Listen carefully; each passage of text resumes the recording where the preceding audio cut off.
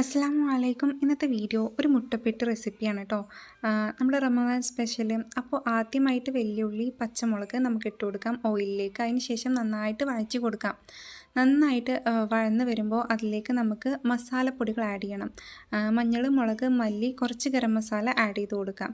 എന്നിട്ട് അതിലേക്ക് ടൊമാറ്റോ, അതേപോലെ തന്നെ നമുക്ക് ഇനി വേണ്ടതായിക്ക് എന്താണെന്ന് വെച്ചിട്ടുണ്ടെങ്കിൽ ഏറ്റവും മെയിൻ ഇൻഗ്രീഡിയൻസ് ആയിട്ടുള്ള മുട്ടയാണ്.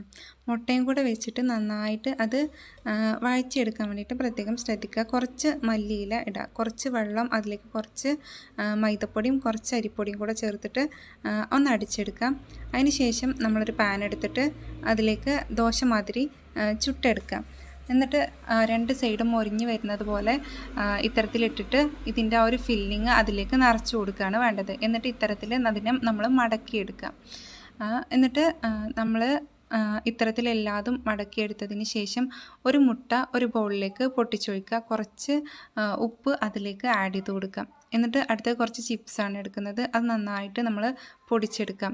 എന്നിട്ട് ഈ മുട്ടയിലും അതേപോലെ തന്നെ ഈ ചിപ്സിലും മുക്കിയിട്ട് നമ്മൾ ഇത് സൈഡിലേക്ക് റെസ്റ്റ് ചെയ്യാൻ വേണ്ടി വെക്കാം. അതിന് ശേഷം നമുക്ക് ഓരോന്നായിട്ട് ഇത് നമ്മുടെ ചട്ടിയിലെടുത്ത് പൊരിച്ചെടുക്കാം. നല്ല മുട്ടപ്പെട്ട് തയ്യാറാണ്. എല്ലാവരും ട്രൈ ചെയ്ത് കൊടുക്കുക. താങ്ക്